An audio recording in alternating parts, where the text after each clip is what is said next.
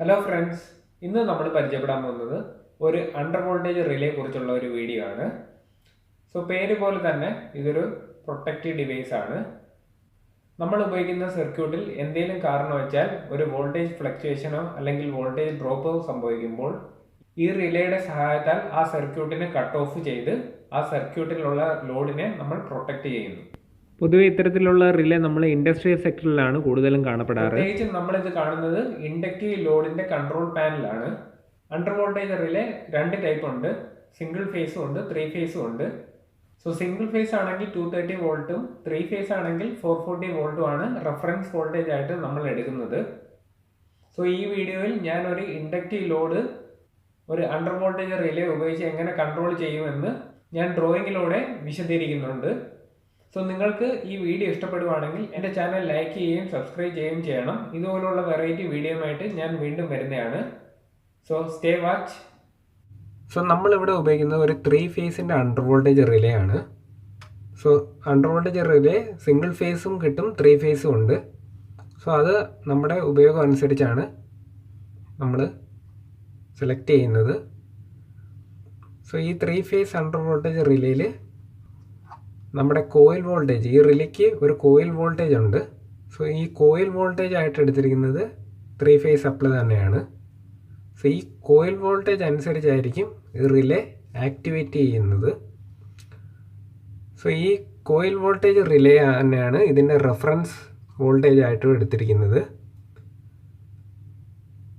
ഈ റെഫറൻസ് വോൾട്ടേജിന് എന്തെങ്കിലും കാരണം വെച്ചാൽ ഇൻട്രപ്ഷൻ സംഭവിക്കുമ്പോഴാണ് ഇതിൻ്റെ കോണ്ടാക്റ്റ് NOE-NC മാറുന്നത്. ഈ NOE-NC മാറുന്നതനുസരിച്ചാണ് നമ്മുടെ ലോഡിനെ ഇത് കൺട്രോൾ ചെയ്യുന്നത്, എന്ന് വെച്ചാൽ കട്ട് ഓഫ് ചെയ്ത് സഹായിക്കുന്നത്. ഇതാണ് ഇതിൻ്റെ വർക്കിംഗ്. പിന്നീട് നമുക്കിവിടെ കാണാം ഒരു ടൈം ഡിലേ സെറ്റ് ചെയ്യാനുള്ള ഓപ്ഷനും ഉണ്ട്. 5 മുതൽ 15 ടൈം ഡിലേ സെറ്റിംഗ് ആണ് ഇവിടെ നമുക്ക് കാണുന്നത്. ഇതൊരു മിനിറ്റ് ടൈം സെറ്റിംഗ് ആണ്. നമുക്കിവിടെ കാണാം 5 തൊട്ട് 15 മിനിറ്റാണ് നമ്മൾ ഇതുപോലെ സെറ്റ് ചെയ്യാനുള്ള ഓപ്ഷൻ കൊടുത്തിരിക്കുന്നത്. എന്തെങ്കിലും കാരണവശാൽ ഇവിടെ വോൾട്ടേജ് ഡ്രോപ്പ് സംഭവിക്കുമ്പോൾ, വോൾട്ടേജ് ഇൻട്രപ്ഷൻ സംഭവിക്കുമ്പോൾ ഈ സർക്യൂട്ട് ഉടനടി കട്ട് ഓഫ് ആവുകയും പിന്നീട് ഈ നമ്മൾ സെറ്റ് ചെയ്ത ടൈമിൽ മാത്രമേ പിന്നീട് ആക്ടിവേറ്റ് ആവത്തുള്ളൂ. അതൊരു സേഫ്റ്റി പർപ്പസ് ആണ്. ഇതാണ് ഇതിൻ്റെ വർക്കിംഗ്. സാധാരണഗതിയിൽ നമ്മളിത് ഉപയോഗിക്കുന്നത് ഒരു ഇൻഡക്റ്റീവ് ലോഡ് സർക്യൂട്ടുകളിലൊക്കെയാണ് നമ്മൾ ഈ അണ്ടർ വോൾട്ടേജ് റിലേ ഒക്കെ ഇൻഡസ്ട്രിയൽ രീതിയിൽ ഉപയോഗിക്കുന്നത്. ഇൻഡക്റ്റീവ് ലോഡ് എന്ന് പറയുമ്പോൾ നമുക്കറിയാം മോട്ടോർ പമ്പ് സർക്യൂട്ടുകളിലാണ് അധികം ഇത് കാണുന്നത്. വോൾട്ടേജ് ഡ്രോപ്പ് ഈ ഇൻഡക്റ്റീവ് ലോഡിനെ നല്ല രീതിയിൽ ബാധിക്കുന്നുണ്ട്. കാരണം എന്ന് വെച്ചാൽ ഡ്രോപ്പ് സംഭവിക്കുമ്പോൾ, ഒരു വോൾട്ടേജ് ഇൻട്രപ്ഷൻ സംഭവിക്കുമ്പോൾ ഒരു ഹെവി കറണ്ട് ഡ്രോ നമ്മുടെ ഇൻഡക്റ്റീവ് ലോഡിൽ സംഭവിക്കുകയും അതിൻ്റെ വൈൻഡിങ്ങിൻ്റെ ഇൻസുലേഷനെ അത് നല്ല രീതിയിൽ ബാധിക്കുകയും ചെയ്യുന്നു. ഇൻസുലേഷൻ റെസിസ്റ്റൻസ് കുറയുന്നതനുസരിച്ച് മോട്ടർ അല്ലെങ്കിൽ പമ്പിനെ അത് ഡാമേജ് ചെയ്യാനും ഇടവരുത്തുന്നു. അതിനെ അവോയ്ഡ് ചെയ്യാനാണ് നമ്മൾ ഈ അണ്ടർ വോൾട്ടേജ് റിലേ ഈ ഇൻഡക്റ്റീവ് ലോഡ് സർക്യൂട്ടുകളിലൊക്കെ കൂടുതലും ഉപയോഗിക്കുന്നത്. ഇനി നമുക്കിതിൻ്റെ വയറിങ്ങിലേക്ക് ഒന്ന് കടക്കാം. ഈ വയറിങ് ഞാൻ ഡ്രോയിങ്ങിലൂടെയാണ് ഒന്ന് എക്സ്പ്ലെയിൻ ചെയ്യുന്നത്. നമ്മുടെ റിലേ ഒരു 3 ഫേസ് ഇൻഡക്ഷൻ മോട്ടറിൻ്റെ സർക്യൂട്ടിലാണ് ഉപയോഗിക്കുന്നത്. അതനുസരിച്ചുള്ള ഡിസൈനാണ് ഞാനിവിടെ സെറ്റ് ചെയ്തിരിക്കുന്നത്. ഇൻ കേസ് എന്തെങ്കിലും കാരണം വെച്ചാൽ ഇവിടെ വോൾട്ടേജ് ഡ്രോപ്പോ അല്ലെങ്കിൽ വോൾട്ടേജ് ഇൻട്രക്ഷനോ സംഭവിക്കുമ്പോൾ നമ്മുടെ മോട്ടർ കട്ട് ഓഫ് ആവണം.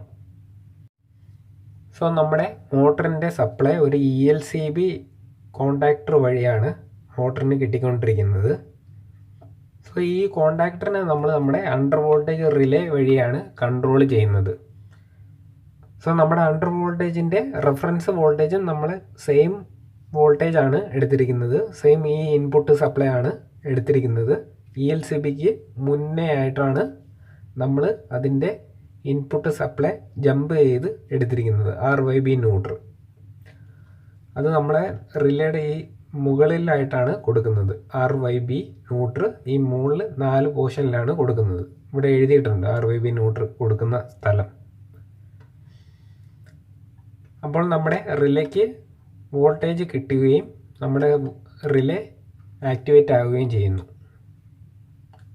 സോ ഇൻ കേസ് എന്തെങ്കിലും കാരണം വെച്ചാൽ നമ്മുടെ വോൾട്ടേജ് ഇൻട്രപ്ഷൻ സംഭവിക്കുമ്പോൾ നമ്മുടെ NO NC മാറുന്നു. ഈ റിലേയുടെ NO NC മാറുന്നു.